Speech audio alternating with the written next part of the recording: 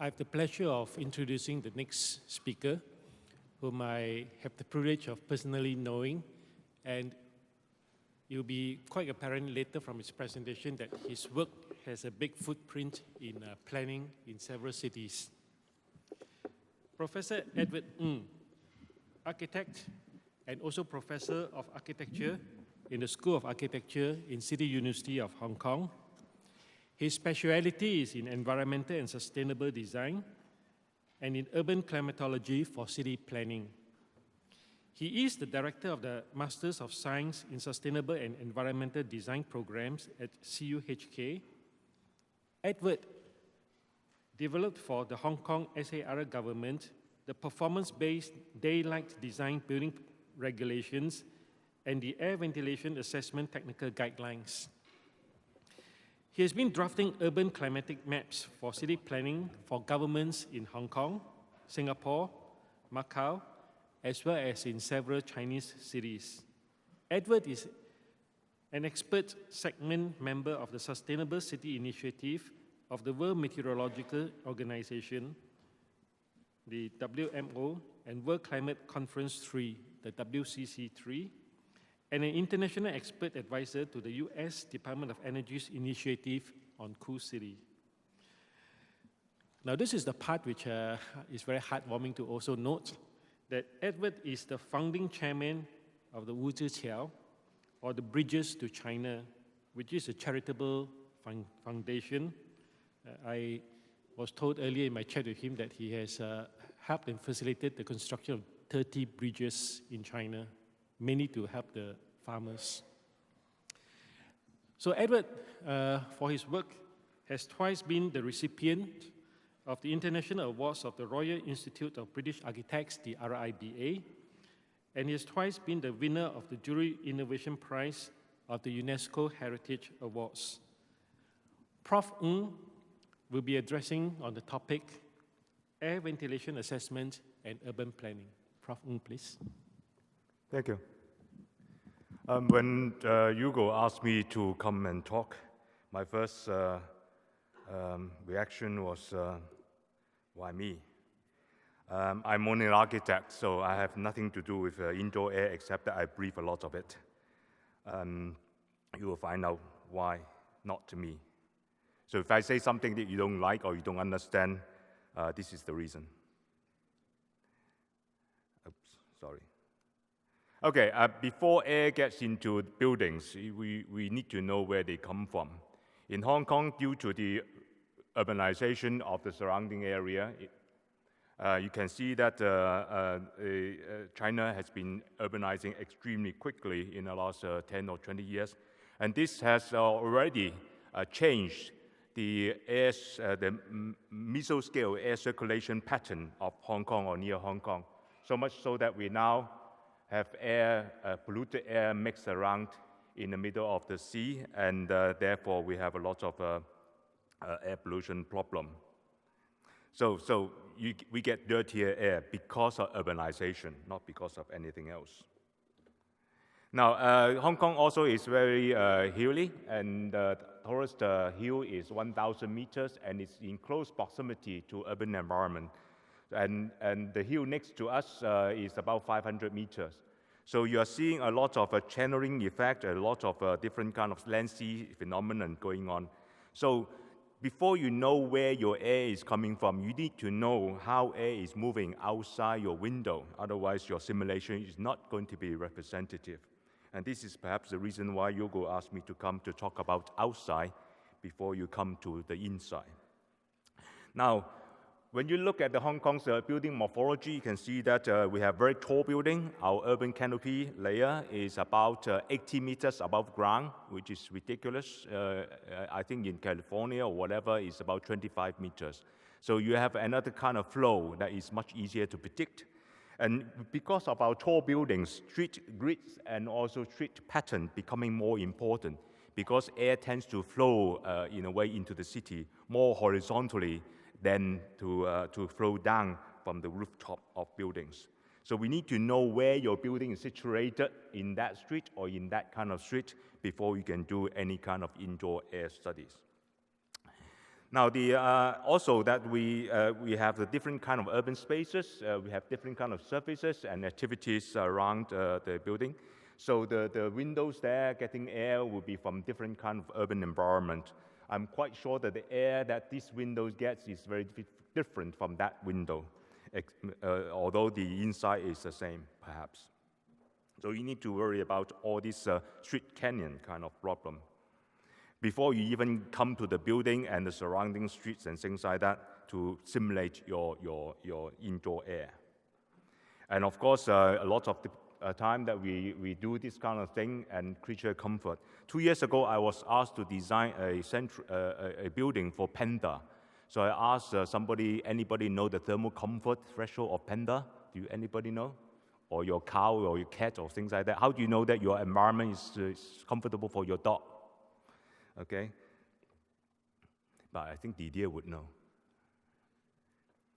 Now, a long story short, and I think to know where we are indoor, we need to know where we come from. Okay, outdoor. So this is how I come to talk to you about more of the outdoor environment. Welcome to Hong Kong. We are very dense, and so if you have not been to Hong Kong, please walk around. You know how people can stand next to each other without hitting each other. Now, the key issue of Hong Kong is, of course, our subtropical climate and our high-density environment. This is observatory data, and 100 years ago and now, the urban temperature is rising. And in the last 20 years or so, the rise is accelerating, mostly because of our urban development in the last 20 years. We have built too much. And at the same time, the rural wind environment stays almost constant, whereas the urban environment, the wind speed availability has decreased very much. So the wind that I'm now enjoying is approximately 1/3 of the wind that I used to enjoy when I was a boy. So as much as that. So the amount of wind that come to your building is much less than what it used to be. So you have to be very careful as to your TMY, whatever data set that you are going to use for your building simulation. And couple that together with heat and the lack of wind, you will have a lot of thermal comfort problem, especially urban thermal comfort. And every time that we come to July and August, a lot of the older people suffer. And research has indicated that beyond a certain threshold, every 1 degree rise will cause a 1.8% increase in mortality rate. Now, the 2nd degree rise is going to be about 4%. So the problem is difficult. I can tell you that in Hong Kong, we have already, in most parts of Hong Kong, due to urban heat island, 3 degrees higher than the threshold. Okay, and for those of you who are interested in building energy efficiency, you can see that if we have 3 degree urban heat island, you increase your energy consumption on the whole by about 15%. Most of that happens in the domestic quarter. Okay, so if you are talking about zero energy building or low energy building, you really have to address the urban environmental problem before you can design a low energy building. This is the one that I'm more keen on. Hong Kong used to suffer 10 days of hot day. I think today is one of those hot days, okay? And 20 nights of hot night. But if we have 3 degrees of urban heat island, we will suffer 90 days of hot day and 120 nights of hot night during the summer. Bear in mind, summer is only 90 days long, i.e. in May and in September, you will still have this kind of problem. And they are connected. Once they're connected, you have a lot of health problems. And we did a lot of urban thermal comfort studies to investigate the threshold upon which we need to make sure we don't pass in Hong Kong. So this is one of them. And we did a lot of this kind of thing to make sure that we understand how people behave and feel in the urban environment. And I nicked this from Hugo about the thermal environment, because outdoor, the radiation heat exchange became more important than the air temperature. So we need to factor that into the comfort calculation. And we find out that the summer comfort temperature outdoor is roughly speaking about 28 degrees, okay, in terms of packed value. And for that to happen, you need, roughly speaking, a few degree rise in TMRT, i.e. the radiant temperature, and also the need for some wind, about that much. So wind is therefore important when you are living in Hong Kong in the summer months at least. And this is the chart that we have formulated. The horizontal axis is the outdoor temperature. This is the summer average. And the vertical axis is the radiation. And with this kind of, if you are standing under shade and in a typical day of Hong Kong, you still need some urban wind to stay comfortable. And this is the reason why we have to design the city for better wind. Okay, all these are academic until we come to 2003. Unfortunately, this hit Hong Kong. Unfortunately, it was the wake-up call for the Hong Kong government to do something about the built environment. And this is where I come in. So I've been studying this for about 11 years, and all the work that I've been done related to this incident. We have very tall buildings, and my son used to tell me this.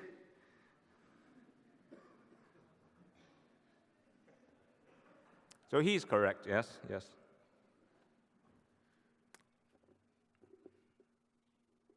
I hope this works.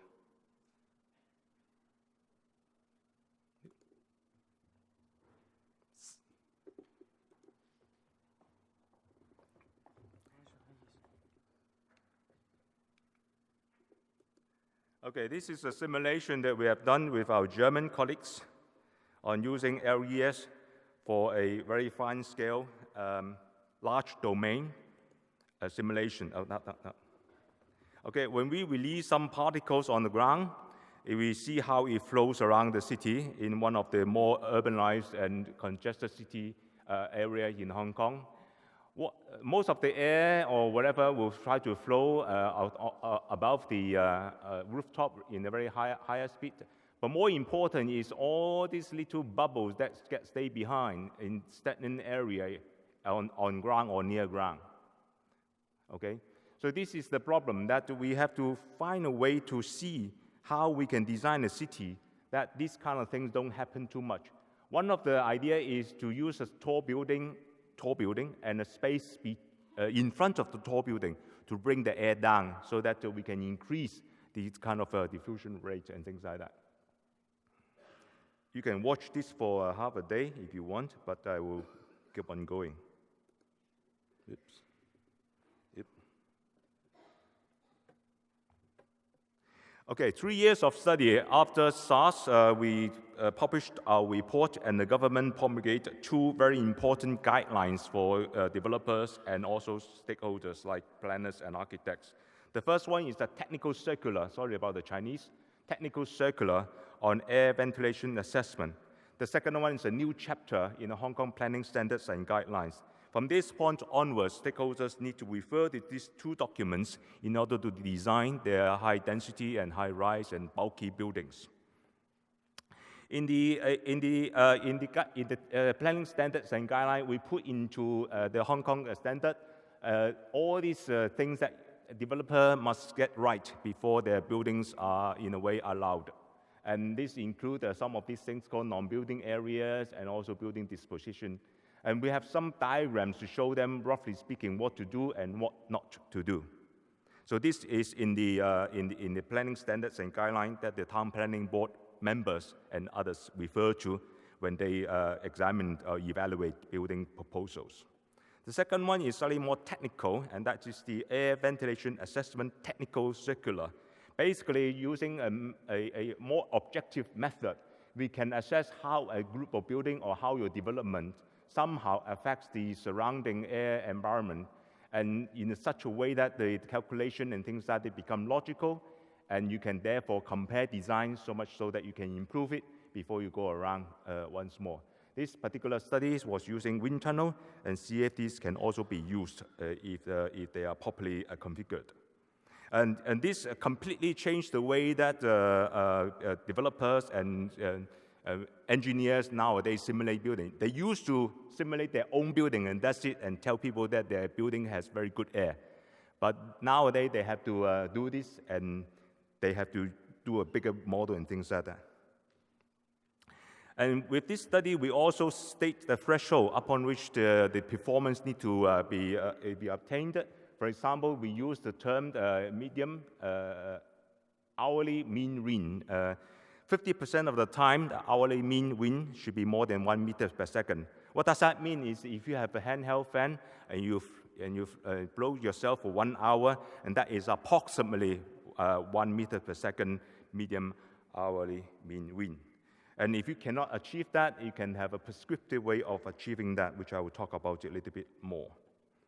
And to understand where your wind is coming from to your building, you need to somehow build larger models to make sure that you understand how the topography and the surroundings is affecting you. For example, if you are there, then you have to build a model very much larger than your area to know exactly where your wind is coming from.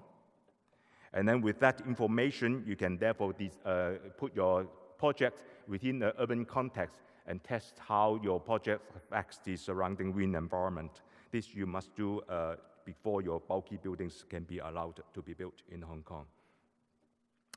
The thing that I am very proud of myself is that the old airport, 300 hectares of empty land since 1997, has not been finalized in terms of planning, but because of our recommendation, the plan has now been finalized, and this is the statutory plan of the whole area based on the understanding of the wind environment and the greenery and things like that. So we have wind channels, and also the buildings now they have more restrictions as to how they can build and not build. And with that, then this is the architectural visualization of the whole thing. In the good old days, they used to build buildings along like a Great Wall of China or something like that, but no more. They have to leave air path between the buildings to make sure that air somehow can go through the development into the metro area at the back. Yeah. And my mother lives there, so I have a vested interest to protect her. Don't tell the government. Now, for those of you who have been to the central area to see our new government headquarters and see the big hall, the architects always told you that this big hall means that the Hong Kong government is very transparent, very open, and therefore the building is designed as such. But actually the wheel door is there and it's always closed for demonstrators. The reason why they have this big hall is because if they don't have that hall, it won't pass the AVA assessment, because there is a public transport interchange at the back, and the wind somehow has to go through it. So our assessments kind of in a way caused this particular funny design with a big hole. So go and see whether or not you can sense the wind there. I'm quite sure you will. And this is the building that is finally built. I still complain that their trees are not big enough, but they say the tree needs time to grow. But every time typhoon comes, they replace the tree. Okay, so since 2003, we have done the studies, and we published 2 documents, as I've told you. And then after that, the government commissioned us to do more, okay, to study the city a little bit more beyond wind, okay? And they call it the Urban Climatic Map and the Standards for Wind Environment Studies. And these are some of the things that has been followed. We try to study more than just the wind, and also the heat environment of the urban environment, and therefore come up with the urban human comfort studies. For those of you who don't know anything about urban climate, this is one slide, and urban climate is caused by what God is giving you and what you are doing to your city, okay? And these are the things which are manageable, something that we can change for the better environment. And because planners use maps, they don't use equations. We have to somehow formulate our scientific knowledge into map forms, so they can have an easy understanding of what to do. The trouble is that if you confuse a planner for the first 30 minutes of your engagement, you lose him forever.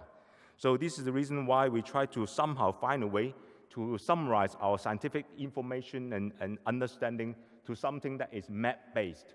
And this is the map base. Surrounding it are all the scientific studies.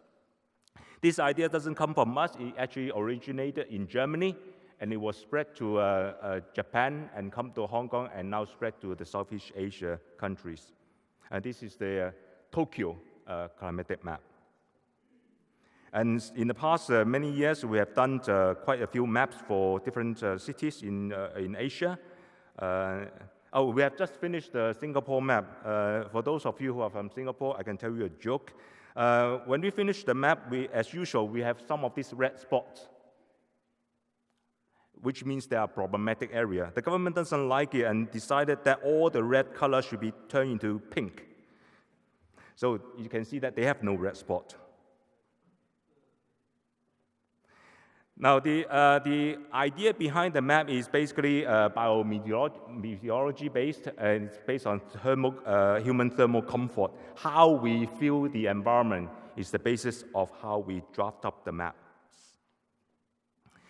With this process in mind, we have done quite a bit of studies ranging from survey all the way to modeling and calculation and things like that. All this was done in the last 6 years. I don't bore you with any of those. Including mounting something on top of my car to drive around to test out the urban environment temperatures. This is how we did it, and we solved the understanding and calculation to a map-based information and classifies them. Okay, this is the map indicating the inference of building volume to urban environment. Okay, this is one of the layers.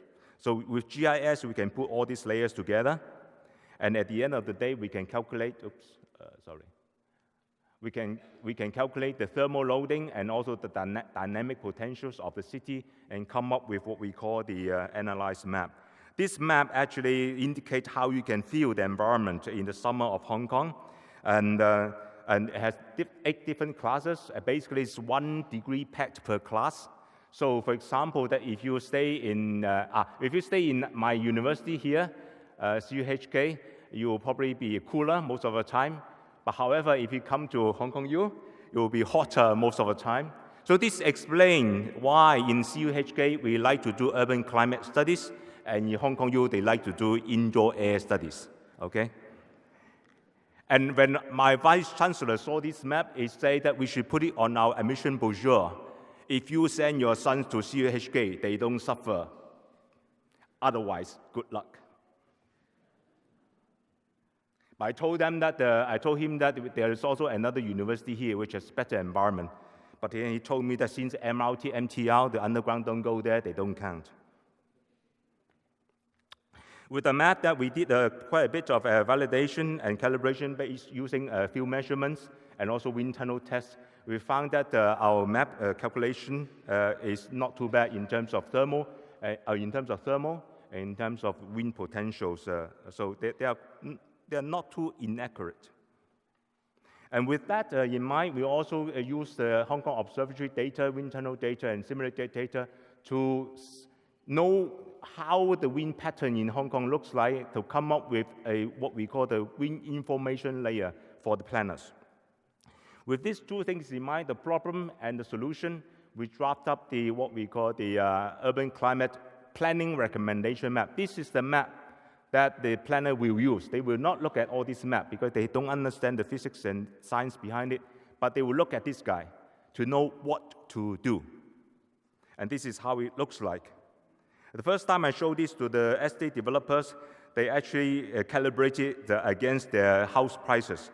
So anything blue, the house prices will be high, and anything yellow will be lower. So if you want to buy your next home, you have to refer to this map. Oh, by the way, the high resolution of this map is considered secret, as classified. So I can only show you a low quality version of it, because otherwise you would know where to buy your property. So it's not fair to others who have not seen the map. That's what the government say. So with this map, we know what to do, how much we need to do it, and also who will benefit based on the things that we can do for the urban environment. And the map will be used to guide the map-making process. This is a statutory map of Hong Kong, so every developer needs to observe the regulation and restriction of this particular map. And also, it will provide the boundary conditions if you go further downscale to estate level and also to your indoor level studies.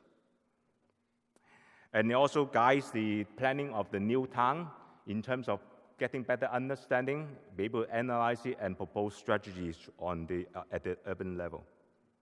And this is the one submap that is within the map layer information of areas next to you. Hong Kong U is somewhere here. Okay, so there are a number of things that you can do, and these are the things that you should do for this area.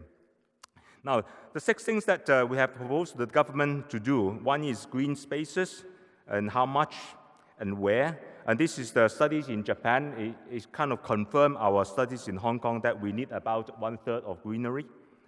And the greenery must be, roughly speaking, tree planting at grade, i.e. lower, so sky garden doesn't count. We also advise the government as to what building volume can do or to the urban environment. But the problem in Hong Kong is that we are already very tall. Therefore, the difference one can make by reducing the density of the city is very small. Whereas if you are in, say, San Francisco somewhere, the benefits can be higher. So reducing density is not the most important parameter for combating the problems, the urban climate problem of Hong Kong. And this is against the common wisdom. But the study shows that this is not the most important parameter to get right. More important is how you connect spaces. Yesterday, or the day before, Julian Hunt talks about the use of many different green spaces to cool the city. But in our study, we find out that not only that you have smaller parks, you have to link them together. Somehow find a way that air can come in and go out through your city at the lower level. And ground coverage has been researched to be the most important factor to get right in high-density city. And in the past, ground coverage on sites can be 100%. But our studies indicate that it should be less than 70%, i.e. allowing some wind to go through at the bottom layer. So you cannot build this kind of podium and candles building anymore, but you have to find a way to brick it. And how much you brick it has been quantified. This is the building porosity. If your building is bulky, you have to find ways to open it up. And how much to open is also quantified. It's approximately 1/3 to 20%. Every time you propose this kind of thing to politicians, always give them a range. But the range should start with something you are comfortable, i.e. he will always choose one smaller one. Okay? So you always start with a smaller one and blow it up bigger. And this is studies that we have done parametrically to see what kind of porosity is needed for high-density environment. And later on, we then propose to the government that to improve the environment, you need different zones of porosity, a high zone, mid-zone, and low zone. And the attention should be at the low zone. And the low zone should have that kind of porosity if possible. Building height is a problem, but in Hong Kong, we are already height-to-width ratio of infinity. So this, again, is not the most important parameter to get right, given the high building height of Hong Kong already. So with that recommendations in mind, the government last year published this infamous guideline of reducing the ground coverage of sites from 100% to 65%, requiring the developer to observe a certain porosity standard. And also, when they are building next to narrow street, they have to widen the street, step back, and also they need to put in some greenery. I've been told by the financial secretary that the reason why Hong Kong's economy is not doing too well lately is mostly because of this guy, and that we cannot build as much as we can now. Then I told him that what's the point of earning the earth and lose your life? And then he walked away. So this kind of buildings, I'm quite sure you have seen it, can no longer happen this day because the new guideline will not allow this kind of thing to happen. Oh, by the way, this is 200 meters high and 2 kilometers long. So if we keep on building, we will one day surpass the Great Wall of China. And on narrow streets like this, you need to set back when you redevelop, so that you increase the ground level air volume for air to circulate. And the greenery has to be of a certain percentage. I've been told that in Singapore, this number is higher.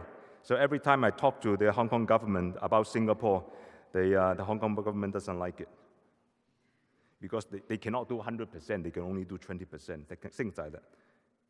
You know, the two governments doesn't like each other in a very friendly way. Okay, our map indicates that there are some areas in the central area that are problematic. This is 1 kilometer by 1 kilometer.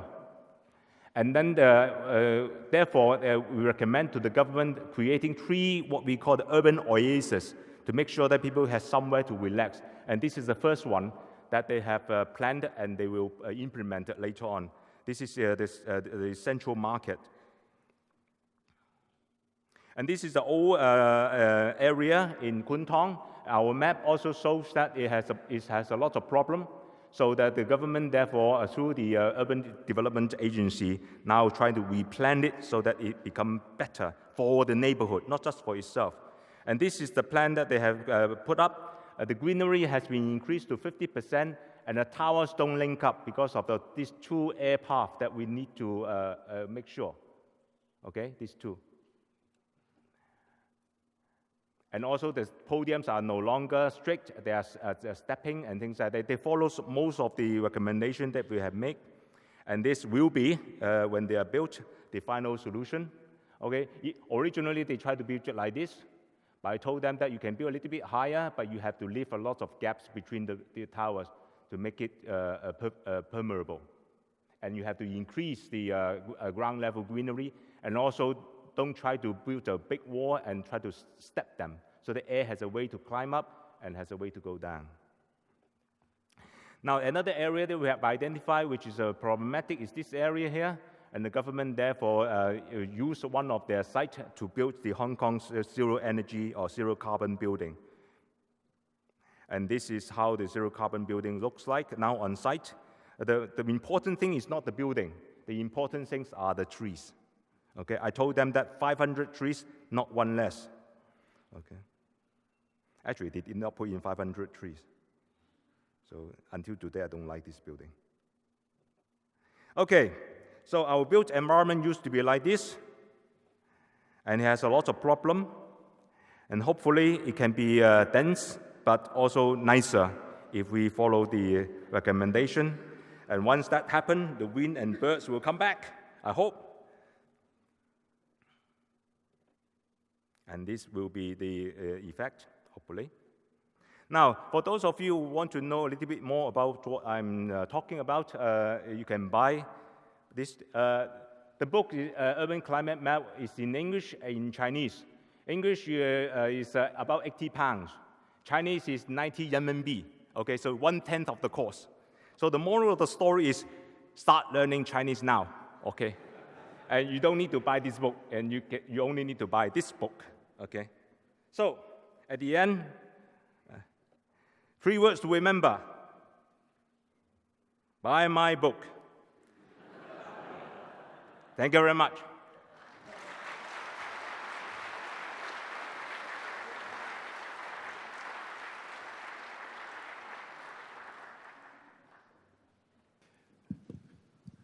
Well, Professor Edward Ng, thank you for your very inspiring treatment of the subject, which is taking you way beyond your basic architecture degree.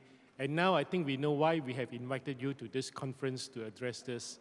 I think for us in the indoor air community, it's good to see that there are so many factors that really impose upon our considerations as we ponder the issues that will impact and our response to generating a better indoor environment. So on that note, let me take opportunity once again to ask you to applaud and thank the efforts of our 2 speakers who have been very inspiring to us this morning.